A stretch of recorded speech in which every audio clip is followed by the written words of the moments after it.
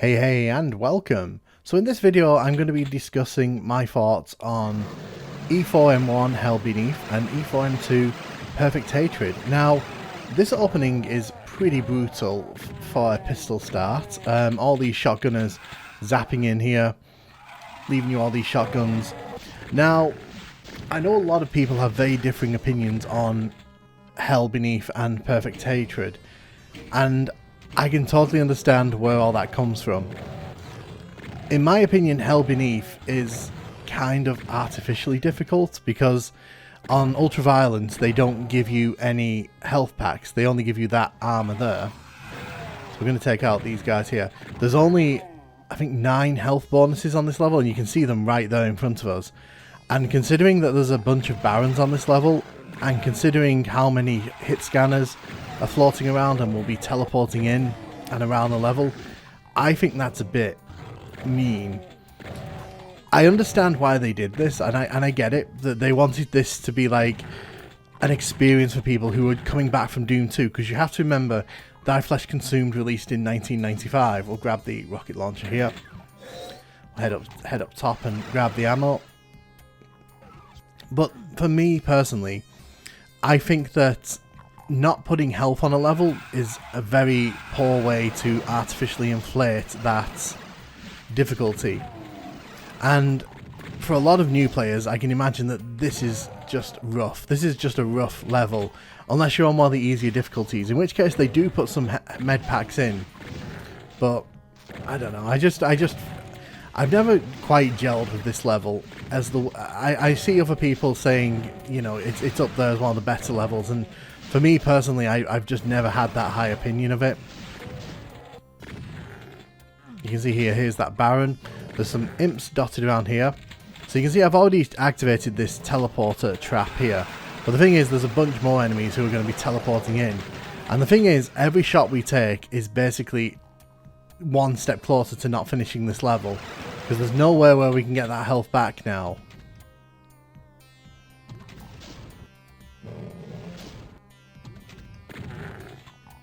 So we're going to take out the imp here. I'm going to run around and grab and shoot down the Baron here. I think as well, putting a Baron on this level, which is the first level of an episode, is a bit harsh, I have to say. It's a very well designed level, don't get me wrong. Like, I think aesthetically it's great. I think it sets the tone nicely for what's to come, because, oh, didn't expect to get hit by you. I think aesthetically it's a very nice looking level, and I think design wise, you know, it's very concise, it's very to the point, but it's just, I don't know, like, I just think that if you have to take all the health packs out of a level to make your level more challenging, you've not made it more challenging, you've just arbitrarily made it more difficult. And then of course there's this little secret here.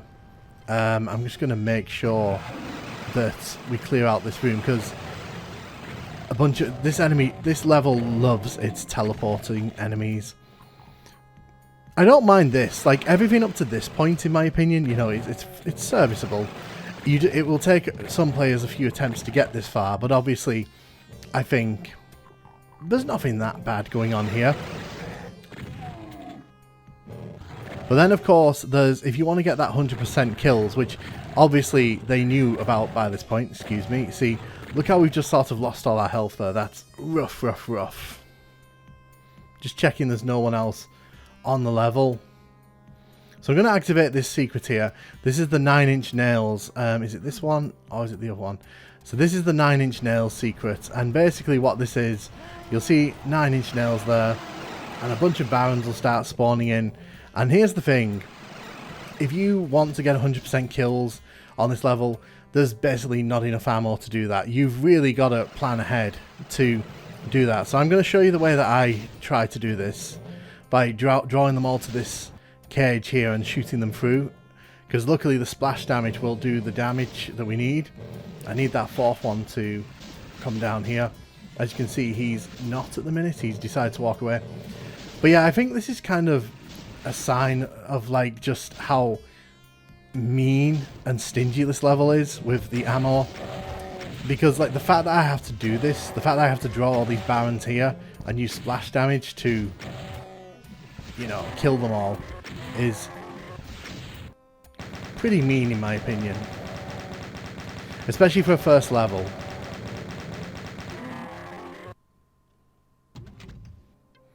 But I know this level has its fans. I know some people love Hell Beneath. And I think if it was just this level that was like this, I think people might not take it so harshly. But it's what comes next as well in Perfect Hatred. It's like a 1-2 punch of like artificial difficulty. Didn't get all the secrets. I'm guessing it's because I didn't walk into that 9 Inch Nails thing. But anyway, let's dive into the next level, which is Perfect Hatred. Now, obviously, this level that we're about to play is very well noted because this was made in an afternoon by John Romero. And, you know, I don't hate this level, but this opening is very intense. And you have a wave of Cacodemons coming at you, more than a few Cacodemons as well. And the thing is, if you're coming from the previous level and you only have like 16 hit, I think it was 16 health we had, like you're gonna have a really rough time. Unless you know that this supercharge is here, like you're gonna have the roughest time. But I digress. Don't want to get hit too much by these guys. Gonna run up here and kill all the imps back here. I just think that having all these enemies come charge at you at the start, it's fun, but I think that there's just not enough space here. I feel that like you're kind of trapped here at the start level and you've got to deal with this wave of enemies before you can really tackle anything else, and you know, kind of slows things down a bit because you're kind of forced to do this encounter. As you can see, this level's got a lot of pain floors as well. That's another major criticism I have of this level. In fact, it's a criticism I have of both of Romero's levels in this episode. Like, he just goes over the top with his pain floors, and yeah, I know he's a Legend of Doom level design and all that, but there are moments where that pain floor philosophy just really kind of begins to irritate. And this level's one of them, I think, because where's the rad suits? There's one rad suit we could grab. Where's the rad suits? If you're going to put that many pain floors in a level, make sure there are plenty of rad suits to go around. But I digress. So you can see here, I'm shooting these barons through the window there. Kind of essential, because if you don't, you'll wander inside of here to another room filled with a pain floor, and you'll end up having to shoot those barons up the narrow staircase. And the thing is, because it's a narrow... I also don't like this. I don't like that you have to walk over this to trigger the steps there, because I guarantee that more than a few players have struggled to find that.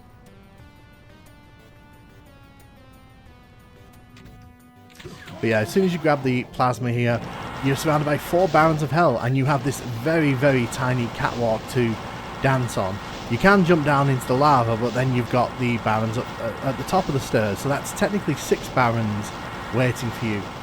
And again, I think it's a bit over the top. I think that this just, for new players, like, what are they meant to do? And of course they're not going to be playing on ultra-violence, but it's still, like, this is asking a lot, skill-wise, and it's not really fun skill, it's more, oh, can we make you survive this? So you can see here, I have to take on this baron at the top of the stairs here, and I'm having to sort of wander into the pain floor just to get away from him. Oh good, he's gone through the teleporter. Exactly what I wanted to see happen there. So I'm going to go in here and grab the armor. Like I said, I don't hate this level, but I do think that a fair few of the design choices being placed here are a bit, you know, I think if he'd spent more than an hour on it, you know, he'd have probably rounded this level out a bit better. Again, with the pain floors. And in case you're not aware, there's another baron here, and another baron, and another baron. I tell you. At least here you can kind of dodge the fireballs a bit better than you can on the catwalk, because you can at least see where the barons are. But as you saw there, I had to dive backwards because what was I going to do otherwise, you know, get hit by the fireball. I do like how intense some of these encounters are, but like I said, at the same time, it just feels artificial. It feels like if you have to put pain floors everywhere to make your level like more difficult, then is it really that difficult, or are you just making it more inconvenient for the player? Also not a fan of this, like the fact that like I have to kind of find a way to kill this Baron when he can hide under the cliff face like that.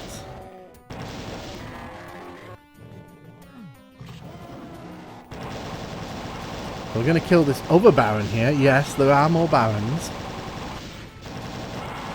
This is a really cool area though. I do like this area.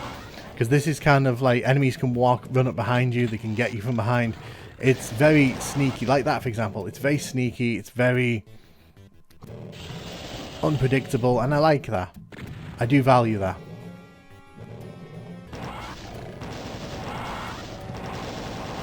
That being said, I don't like the room that we're about to go into. Because, again, I feel that, as you'll see in a second, putting a bunch of lost souls at the top of the stairs like this, it's like, is this really a challenge, or is this just here to make me waste my ammo?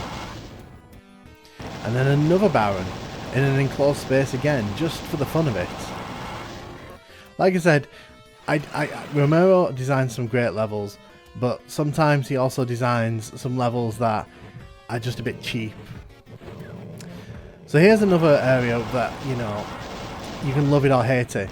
The fact is you're supposed to use these pinkies as meat shields so the Cyber Demon over there can't actually hit us. The thing is we can telefrag him, but in order to do that we've got to run past him through this door and then back and just kind of hope that, like, you know, the Cacodemons don't swarm us as we're making our way in here.